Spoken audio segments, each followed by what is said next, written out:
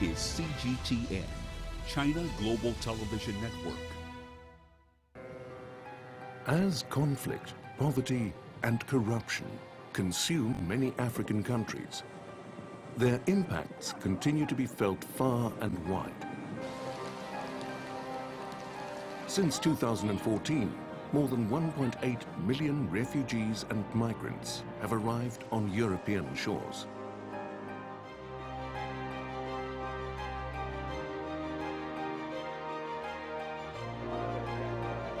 While some seek refuge, others hope for opportunities. Sicily is on the front line of Italy's migrant crisis.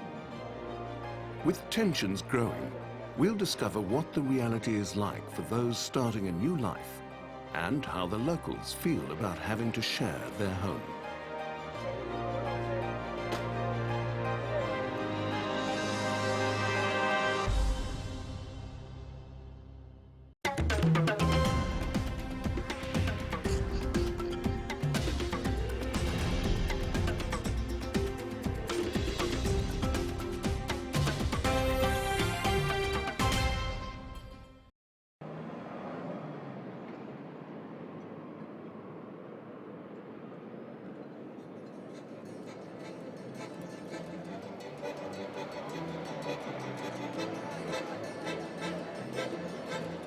Every year in June is World Refugee Day, a day commemorated in honor of men, women and children who flee their homes as a result of war, poverty and persecution.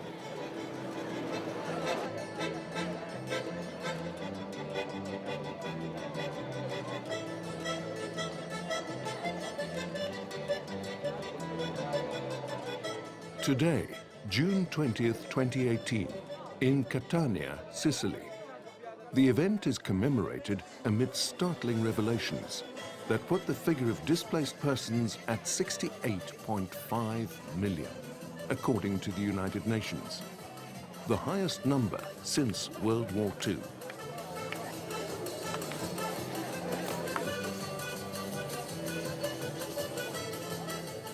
E adesso sono tornata a Catania e il mio sogno lo divido con tanti ragazzi come i 4 ragazzi che state per vedere.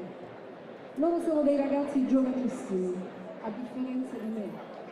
Hanno fatto un viaggio terrificante, hanno vissuto un incubo. Sono arrivati in un paese, il nostro, che non avevano scelto, ma oggi sono qua e stanno provando a trasformare questo incubo in un sogno. Ogni individuo ha diritto alla libertà di movimento e di residenza entro i confini di ogni Stato. Ogni individuo ha diritto di lasciare qualsiasi paese, incluso il proprio, di ritornare nel proprio paese.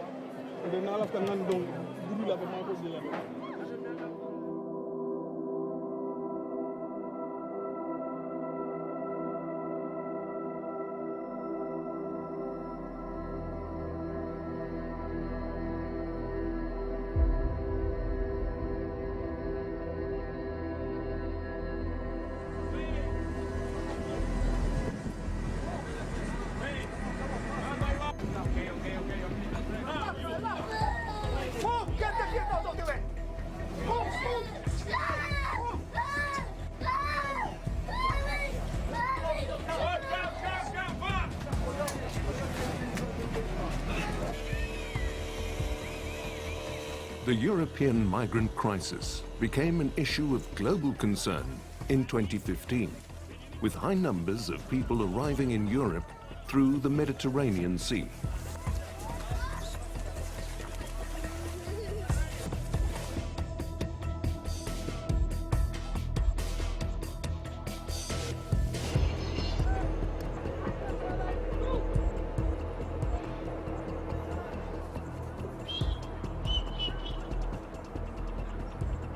And the crisis seemed to stretch throughout Europe, with desperate migrants determined to cross the borders despite the circumstances.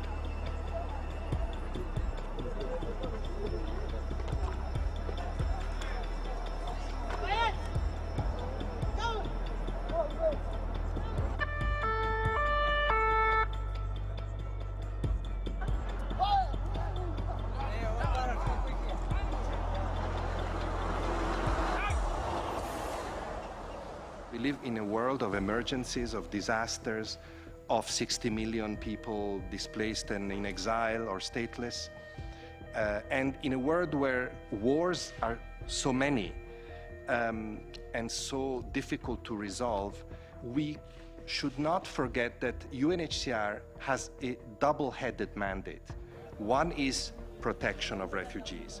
The other is finding or helping find solutions for displacement. I want everybody to keep that in mind. And even under the more desperate circumstances, we have to continue to think of solving displacement.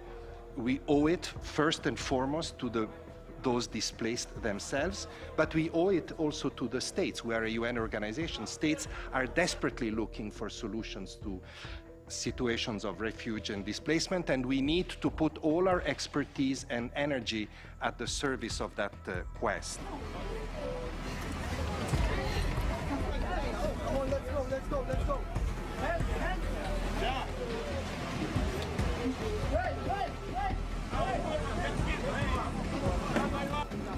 Germany, Sweden and Italy are some of the European nations that opened their borders to migrants. As one of the countries bordering the Mediterranean Sea, Italy became a popular destination for migrants.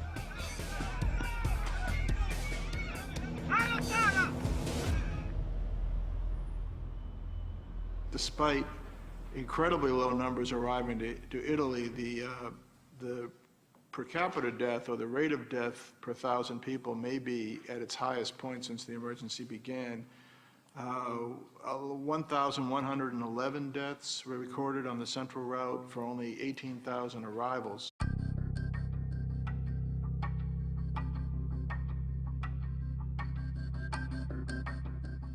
Sicily, an Italian island, became one of the entry points for migrants coming from Africa.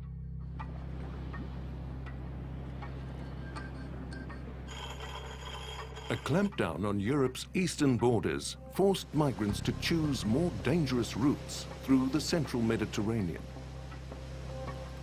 More deaths have been documented on this route than any other migration route in the world, attracting global attention.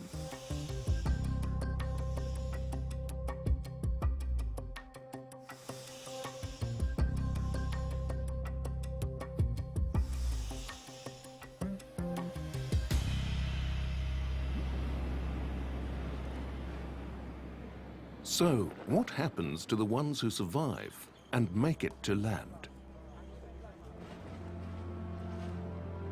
This is the rescue ship they use for us to take us down to Lampedusa. This is the same ship. I believe where they kept us when they rescued us was inside the space down there in the red side. There is a space down inside. 300 people they took from on top of the sea.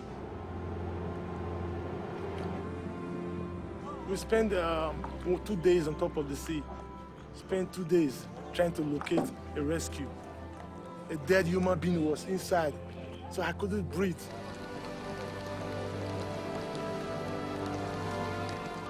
It was the winter season. It was very, very cold. And for me, I was having nothing with me. I was just putting on normal shirt like this. When I saw the rescue that was coming and we saw the flag on it was Italian, I was happy. Wow, finally we have gotten to our final destination. They took us out to the Guardia Costiera, Guardia Costiera. They took us to inside the boat. They asked us to sleep on the ground, no good protection, and the cold was too much.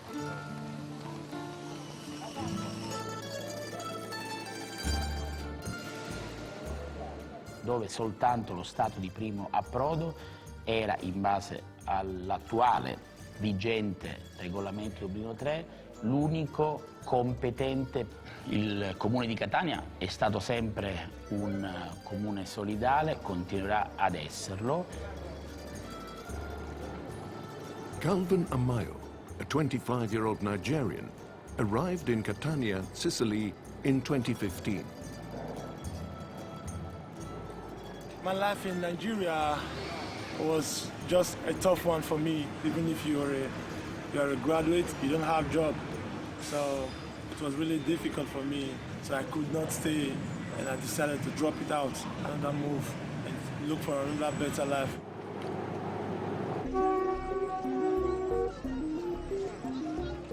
Nigeria is Africa's most populous country, with a population of nearly 170 million.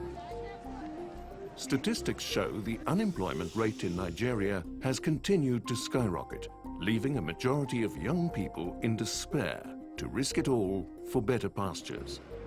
The largest flow of modern African migration funnels through a single country, Libya.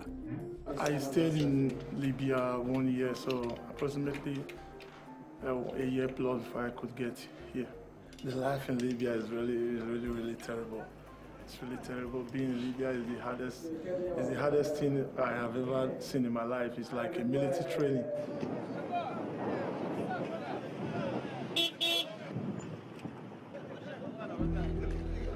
Libya is the point of transit where most migrants prepare to face the deadliest stretch of the Mediterranean Sea. But a large number of them end up being held hostage as slaves in Libya.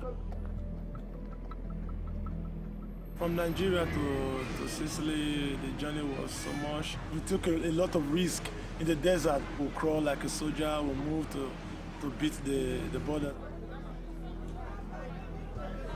I appeal to all the member states of the African Union, to the African private sector and to the African citizens, so that they can make financial contributions in order to help alleviate the sufferings of these African migrants in Libya.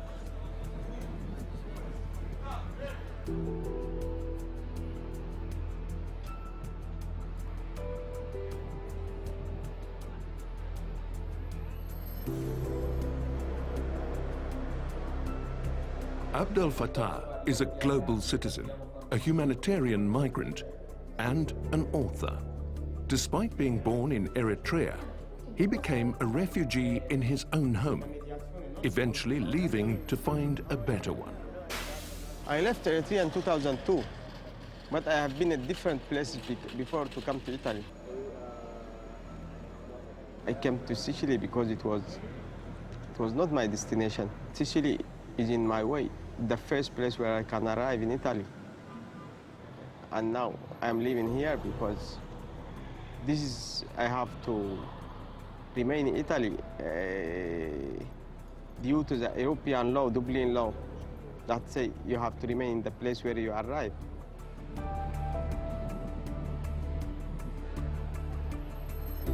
An economic migrant is not a legal classification, but rather an umbrella term for a wide array of people that move from one country to another to advance their economic and professional prospects. In Abdul's case, we see a classic example of a humanitarian migrant situation. Ovvero i flussi migratori che si registrano in Italia sono radicalmente diversi rispetto a quelli che si registrano nei Balcani, dove in realtà la stragrande maggioranza è rappresentata da siriani, quindi bisogna assolutamente dare accoglienza a tutti coloro i quali scappano dalle guerre e dalle discriminazioni, ovvero ai rifugiati, ma credo che non siamo in condizione di poter dare ospitalità a tutti in maniera indiscriminata.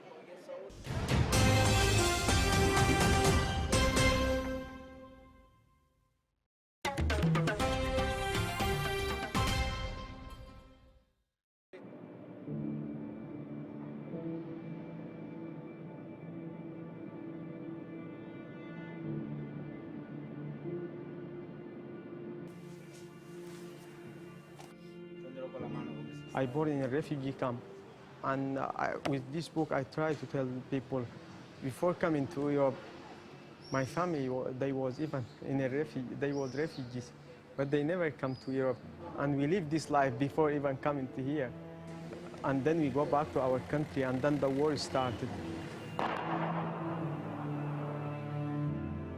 The Eritrean-Ethiopian War took place from 1998 to 2000, leaving many internally displaced. I was there, I'm living good, but the war starts. I can describe the war that I have.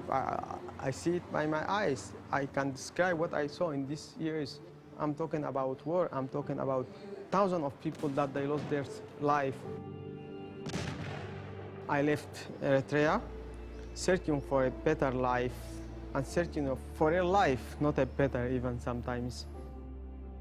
In 10 years, I have been in more than 5 wars in Eritrea, in Sudan, in Libya.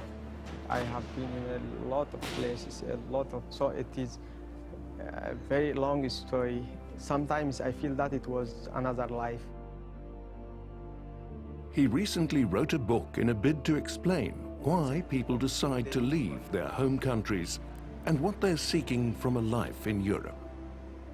I lost a lot of friends in the Mediterranean Sea, and I want to remember them. I dedicate this book to 3 persons.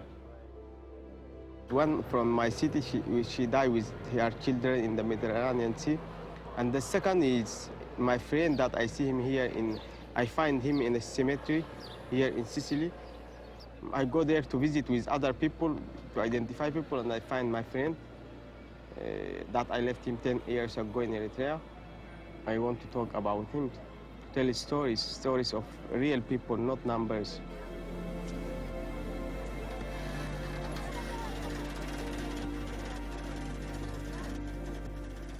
Non ho mai saputo realmente quale fosse la mia età. Ogni volta che mi la chiedevano, rispondevo con serenità a quello che mi passava per la mente. In qualche parte del mondo, sapere la data di nascita non è una priorità, perché la linea tra la vita e la morte è molto sottile. With this book, I try to explain to people. Normally, people, they didn't decide to leave their house because they decide, they plan, and they write in their agenda that they are going to Italy or to Paris or to... No, they leave everything and they have to move. And we don't care if we come to Italy or we come to another place. The important is to have a new life. Like many migrants, Abdel faced obstacles reaching Italy, and even more when he arrived. When I arrived here, they say, why you come? And this question was, for me, worse than what happened to me in all these years.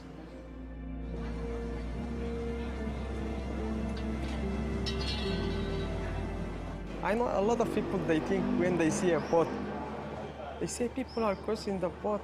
I don't know how did they feel.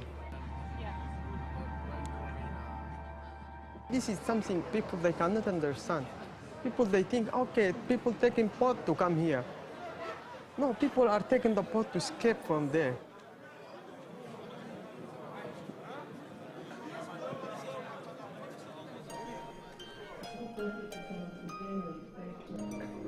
Tonight is the launch of Abdel's book, here in San Barillo. 2 giorni fa sentivo c'era un discorso di 2 politici che parlavano dei migranti, arrivano qui, l'altro diceva no, non devono arrivare, e io dicevo, dopo che arrivano cosa succederà? Perché tutti questi anni che abbiamo visto, anche nel linguaggio politico, alcuni sono stati considerati come quelli buoni e alcuni sono considerati quelli cattivi. E alla fine noi non c'entravamo niente in questo discorso, non c'era né quelli buoni né non c'erano quelli cattivi, perché tutto è stato pensato di persone che facevano il loro interesse alla fine, non è che...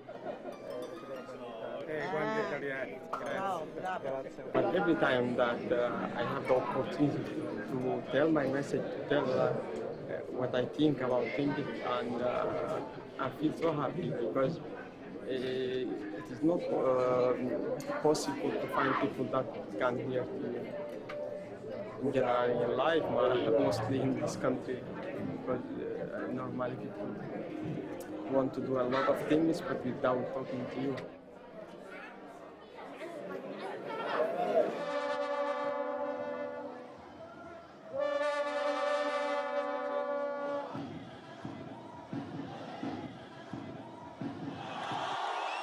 After 20 years of strained relations between the two countries, a joint declaration of peace came to be in 2018.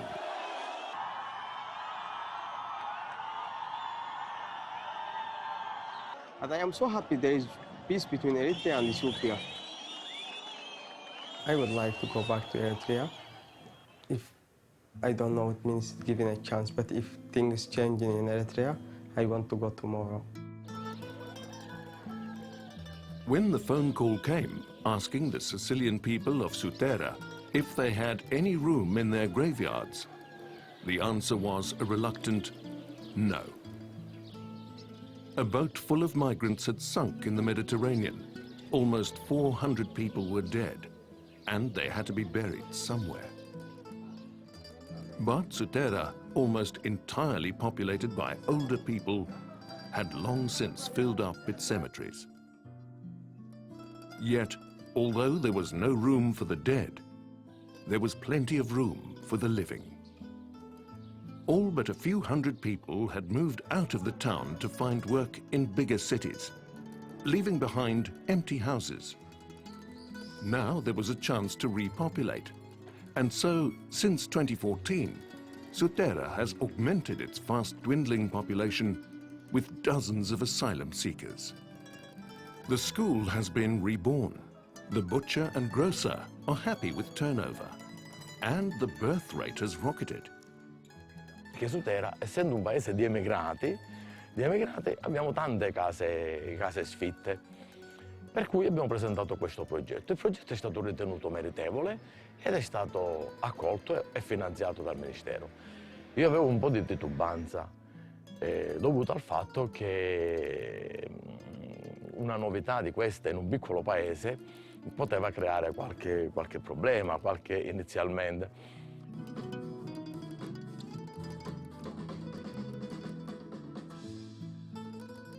E il nostro progetto l'abbiamo finalizzato a nuclei familiari, quindi nuclei familiari con bambini, non diciamo così a singoli, oppure nuclei monoparentali.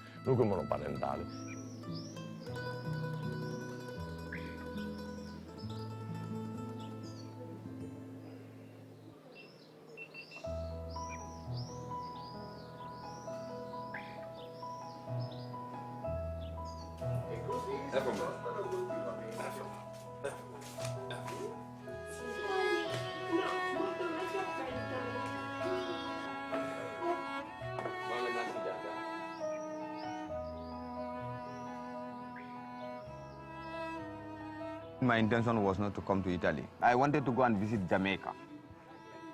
Jamaica is the only country that is part of my plan in Gambia. The life they live, it attracts me, so I want to live that kind of life. Demba arrived from the West African country of Gambia 6 years ago. The time I was leaving my country, I left alone. And then my family were there. My wife and my 2 kids, they were in Gambia. And my mother, some of my brothers are still there. Through SPRA, he's made a life for himself and his young family in Sutera. I have documents, so luckily, because in the camp that I was, there were so many negatives. They give so many negatives, so I was lucky. I have documents. So the rule of the camp was, when you have documents, they have to move you to second camp, whereby they can help you to find work and then to give residence and other things. So I was transferred to Caltanissetta. So and then in a project called SPRA, Girasori. So I met with guys which are very good.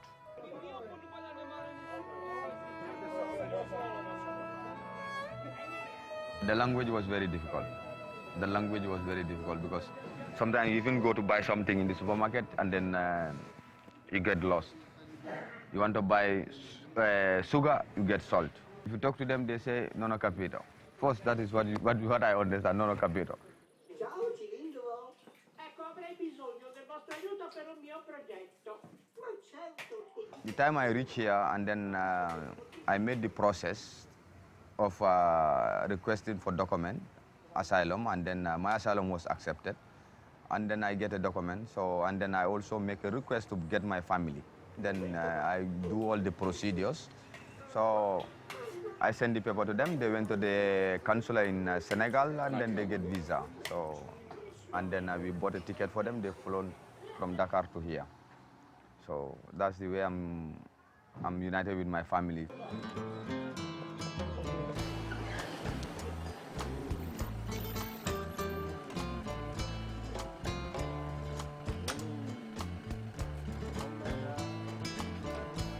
I prefer to work as a technician because repairing electronic things, we can repair all. I can repair from telephone, cameras, DVDs, receivers, decoders. I can repair all.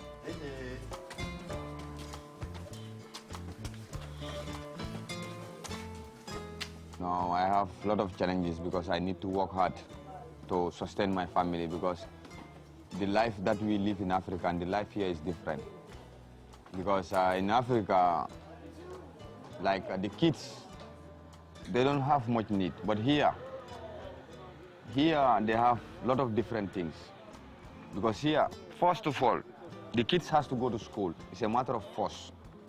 And in Africa, if you want, you send your kids to school. If you don't want, you leave it. And sometimes some of their friends at school invite them to their birthdays. And sometimes when their birthday comes, you have to invite their friends. So it is very difficult to live with a family without work. It is not easy.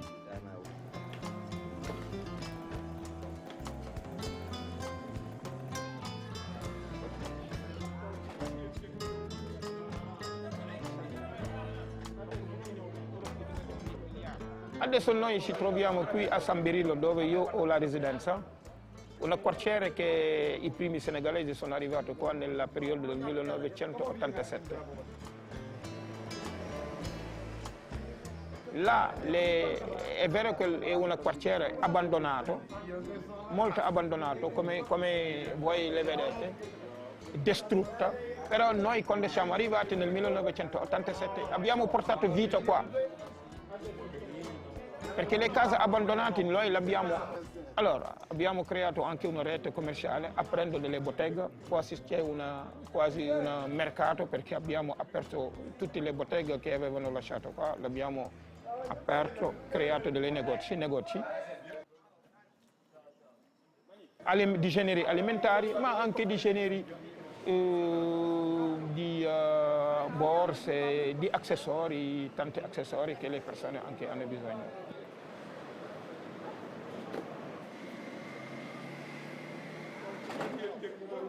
Quindi qua la popolazione immigrata qui a San Birillo, maggiormente senegalese, sono ben integrati qui, perché là, non so statisticamente quante persone sono, ma ci sono tante famiglie, ci sono quasi 10 o 20 famiglie che abitano qui. Là viviamo la nostra cultura, viviamo quasi un parte del nostro paese, del Senegal.